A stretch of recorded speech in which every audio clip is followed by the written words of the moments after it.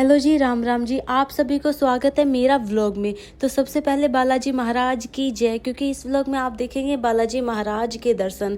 क्योंकि हम लोग गए थे मेहंदीपुर, और Mehandipur Gurgaon to Mehandipur 220 kilometre something कुछ है।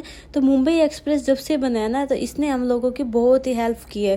क्योंकि लोगों को आना जाना टाइम होना, और सबसे बेकार सबसे अच्छा होता है रास्ता। यदि रास्ता आपका ऐसा है जिसमें आपको किसी प्रकार की दिक्कतें नहीं हो रही, तो आप 5-6 घंटे का रास्ता भी बहुत आसान तरीके से तय कर लेते हैं। तो मम्मी ने रास्ते के लिए खाना बना लिया था, क्योंकि हम निकलने वाले थे आफ्टरनून में। और देखो भाई, बच्चा साथ में होता है ना, तो बार बार बीच में रुकना, फिर उसकी स्लीपिंग टाइम होती थी। तो हमने सोचा था पहले ही कि हम रुकेंगे नहीं, क्योंकि हम बस थोड़ा चाय पानी पीना होगा किसी को तो ही रुकेंगे, वो भी अर्जेंट होगा तो ये इनसे मिलिए, ये है मेरे प्यारे से देवर यस भैया। तो इनको मैंने सारा सामान बोला जाके गाड़ी में रख के आओ। तो हमने पानी का ना ये छोटे सब काफ़ी भर लिया था, क्योंकि देखो सफ़र है और आजकल समर में ना पानी की बहुत ज़्यादा ज़रूरत होती है। और दूसरी जगह का पानी भी नहीं पिया जाता, तो इसमें बर्फ़ डाल के हमने अच्छा सा इसमें पानी डाल लिया था। फिर हम नीचे आए, इतने गाड़ी भी तैयार थी और सारा सामान रख लिया था। तो यहाँ पे लड्डू ने सबके बाबा की जय बोल के हमने अपना रास्ता तय किया, क्योंकि देखो कहीं भी जाते हैं ना, तो गाड़ी का सफ़र थोड़ा सा तो डर लगता है। पूरी फैमिली के साथ हम जा रहे थे। तो यहाँ पर लड्डू काफ़ी इंजॉय करते जा रहा था, क्योंकि इसका टमी फुल था, और इस गाड़ी में बैठ के बच्चे वैसे भी काफ़ी खुश हो जाते हैं। फिर थोड़ी देर थकने के बाद ये सो गया था, इसलिए हमने रास्ते के लिए खाना बनाया था, ताकि हम रास्ते में ना रुके। क्योंकि बच्चा, हम उतरेंगे फिर ये उठ जाएगा और बच्चे की नींद खराब हो जाएगी, और फिर ये चिड़चिड़ा हो जाएगा। तो और देखिए, आप देखना कितना प्यारा मौसम लग रहा है, और कितनी बिल्कुल भी हमें कोई दिक्कतें नहीं हुई। भाई जब भी आप लोग जा रहे हो, मैं जब से 3 साल हुई है ना, मैं यहाँ इसी रास्ते से गई हूँ।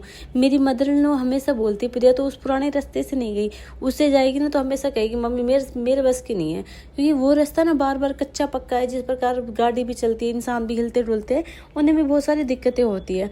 तो यहाँ पर फिर थोड़ी देर में गाड़ी में बैठती भूख लगने लग जाती है।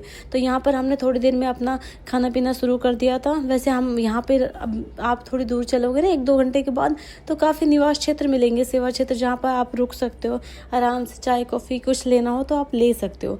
लेकिन हमने इसलिए नहीं लिया क्योंकि ना हमें ज़रूरत थी, हम अपना फ्रूटी वगैरह भी लेके गए थे। लेकिन थोड़ी देर रुकने के बाद जब हमें ज़रूरत महसूस हुई, तो हमने कुछ ना कुछ ले लिया। और आप देखो, इतना सुहाना सफ़र लग रहा है, सच्ची में बहुत ही सुहाना सफ़र था। और इस बार तो सच्ची में मुझे क्या, मेरी फैमिली वाले सभी बोल रहे थे कि पता ही नहीं चला कि ये 3 घंटे का सफ़र इतने जल्दी कैसे तय हो गया। एक तो हम रुकते तो हमारा आधा 1 घंटा वैसे ही वेस्ट हो जाता है, जो कि हम रुके नहीं। तो हम चलते जा रहे थे, एंजॉय करते जा रहे थे। बीच में लड्डू उठ गया था जैसे ही हम बाबा के दरबार के पास पहुंचने वाले थे। तो यहाँ पर आके पता चल जाता है कि बस हम पहुंचने वाले हैं। तो थोड़ी दूर का रास्ता रह गया था, और यहाँ पर हम बिल्कुल पहुंच ही गए थे। और यहाँ पे ना छोटी छोटी मंदिर है, इतनी मूर्तियाँ है। वैसे मैंने ये काफ़ी बार दिखाया है आपको, बालाजी टू मेहंदीपुर। तो यहाँ पर देखो, हम पहुँच गए थे मंदिर में, और काफ़ी भीड़ थी। यहाँ पर माता श्री प्रसाद ले रही हो, जो कि काफ़ी थक चुकी थी। पर देखो, हाँ, अच्छे अच्छे लोगों से सफ़र तय नहीं होता।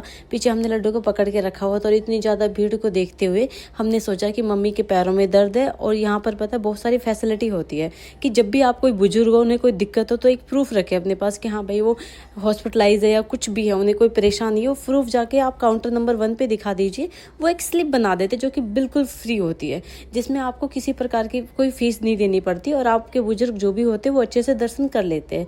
तो मैंने भैया को उनके साथ भेज दिया था, मम्मी को, और मैं और ये आ गए थे कि हम लोग भीड़ में दर्शन कर लेंगे, कोई बात नहीं, उनके साथ 1 पर्सन जा सकते हैं, तो आप चले जाइए, बच्चे को लेकर चले जाइए।